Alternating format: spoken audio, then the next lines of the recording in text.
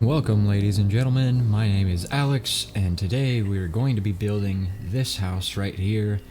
It is sort of a starter home that you can build upon later and continue it and make it a little bit more than just a starter home. It's got all your furnishings and fixings for future game. It's a very single player sort of. Well, I mean, you know, if you all build this house, you could all be fine. Fixed with a fireplace, which you could just use campfires, but I've used a kiln, or not a kiln, the actual fireplace hearth. That's what it is. Okay. Yeah. I completely spaced the name there. But we're going to be building this house here, and it might be slightly different than what you see here, as it's not going to have this chest, because that's very late game. I just thought I would show you what it would look like completely decked out with everything you could possibly have for it, and that's why there's absolutely everything for it right now. Including, literally everything. So, first things first is you're gonna want to scout out a location. Look for a sort of flat spot somewhere out in the meadows, kind of where I'm at right now. Seems okay. There's like lots of open area. Over there would be nice. I picked this spot simply because I already found a building here, so it'd be really easy to just place down a workbench and start dismantling this building, and then you can get all the resources from that without having to go chop a bunch of trees immediately. But ideally you would already have a bunch of resources ready for this journey anyway. Sometimes you'll get a little unlucky and you'll have like a big old boulder right behind your house that you're dismantling, so you just gotta come in there and break that up. Shouldn't be too bad. You might not be able to do that quite yet if you haven't killed Eikther and got your first pickaxe, but in that case, just sort of work around it until you are able to break it. Or, pick another location. You're not stuck with the location you pick simply because there was a house there and you decided to dismantle that house. Like, it's not going to be a big issue to just go elsewhere. You're going to want to stand at the ground level that you want to be at, sort of flatten out a decent sized area to get what you want, because it'll be really easy to build on top of a flat surface rather than having to fiddle around with it. So basically flatten out bigger than you think you need, because ultimately it's going to take up more space than you think in your head most of the time. Alright, so here is the foundation laid out for you. Wherever you want your chimney to be, whether it be on this side or that side, that's where the back of the house is going to be. So if you actually wanted your house to face the hill, you'd want this knocked out of this side instead. And now we're going to go around. We're going to have our door right here. So I'll show you that real quick. Our door is going to be right here. And because of the way of how tall the door is, which leaves us plenty of headroom, you're going to want to do half walls all the way around. That'll start the first part of the foundation, and then you'll follow up with regular ones next to that, but you also want to leave gaps for windows later. Like this one right here is going to be one of the windows, and we're also going to leave a gap on the centers as well. So go ahead and do that, and I'll get back to you with our next step. If you've been following along, this is what it should sort of look like. As of now, we're leaving the back wall blank because that's where the chimney is going to come out of, so we don't really want a window there to block that area. Plus, we got plans for the back wall later on anyway, the last little thing you got to do inside for this right here is to sort of make the chimney barrier so you don't end up running into the fire. From that point, we can work on the windows and the roofing, and I'll show you a little trick to make it look a little nicer than you would think. We're basically going to outline the windows with beams, so that way A, we have more snapping points, and B, it'll look nicer in the long run. For this one, you actually probably want to just do little half bars, so that way you have a middle snapping point, because we already have one right there on that one. And I would also like to think that it adds more rigidity, so that could also be the bonus as to why you would do it. Now we're going to work on the roof. So I would say for the most part, it is going to be pretty straightforward. I'll sort of show you the parts that are not when we get to them. Alright, let's say you've made it to this point right here. You've got your siding, you've got your roofing pretty much done, and now you've come to where the chimney is.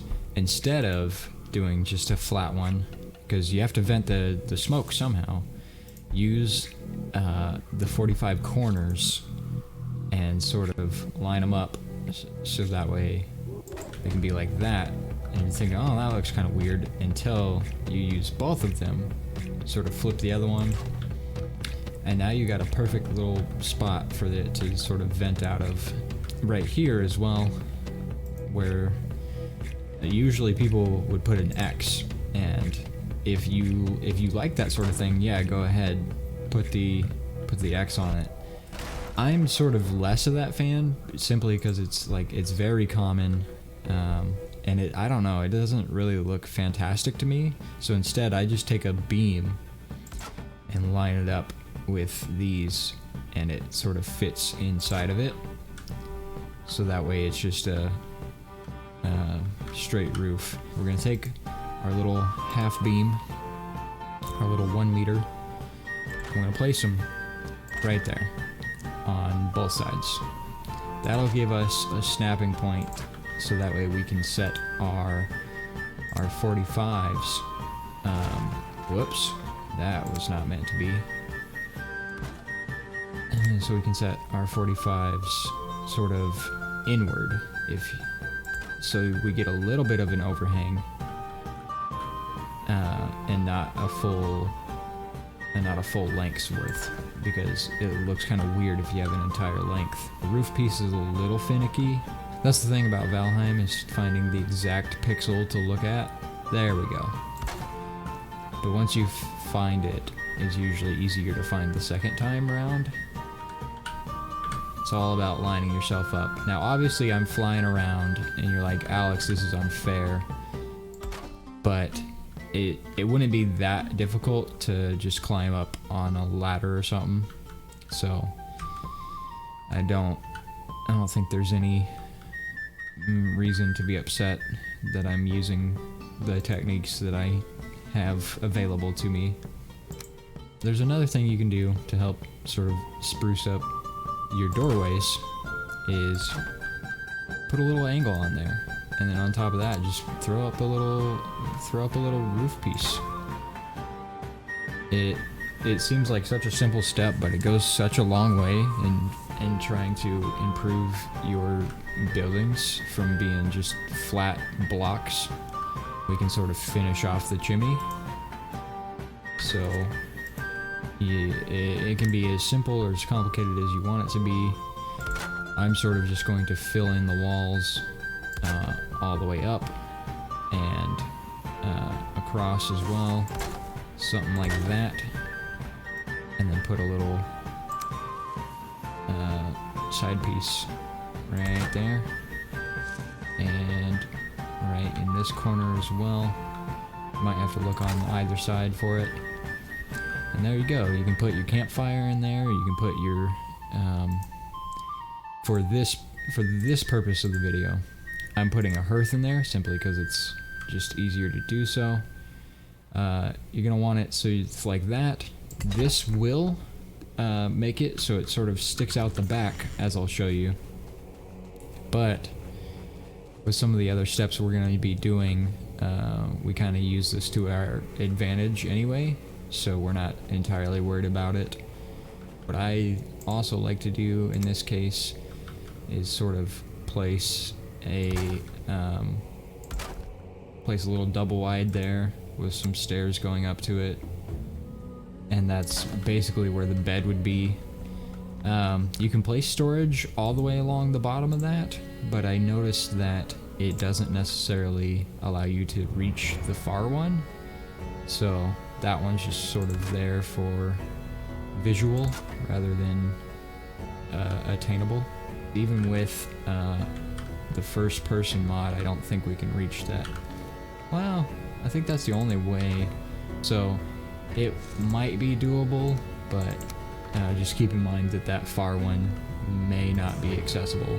We want it sort of as close to the hearth as possible, because ideally, if you wanted to, you would still be able to place a personal chest, which I don't know how many people actually use a personal chest, but it's there if you need it. You could move your crafting table inside rather than having it outside. And it's more of decoration, but it sort of ties it all in together anyway.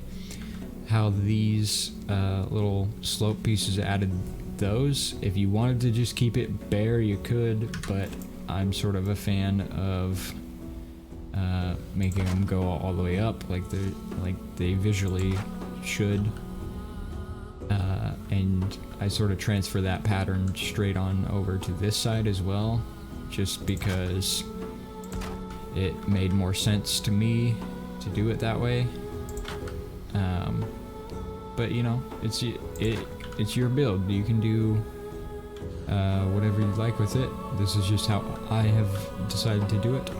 We're gonna do sort of the same trick we did last time, but for this side, you can put a little beam right there, because that'll give us a nice snapping point to go halfway instead of all the way. And now it's just a matter of finding the exact pixel it wants. Boom, there we go. And we'll be right back. I'm gonna take care of this wave of dudes and we'll finish the roof. Now with that out of the way, you could totally stop here and that would be totally fine, but if you plan on putting the forge in the back, you still need a roof over the forge for that to work. What I like to do for that particular scenario is place a row of the smaller degree, the 26 degree roofs, and go all the way across with them. And also I like to make it look like it's supported just by adding a couple of beams in the corners, which are also optional if you deem them to not be necessary. Just sort of fiddle around, see what works, see what doesn't, see what needs to be changed, if anything, and you'll eventually get it to where you want it. Like I think this right here works pretty well. Having small anvil on the left so you can have the big one on the right, that ends up working out really well. And then you can place your tools up top and your cooler sort of off in this direction, and the grind wheel I end up putting usually right over here somewhere.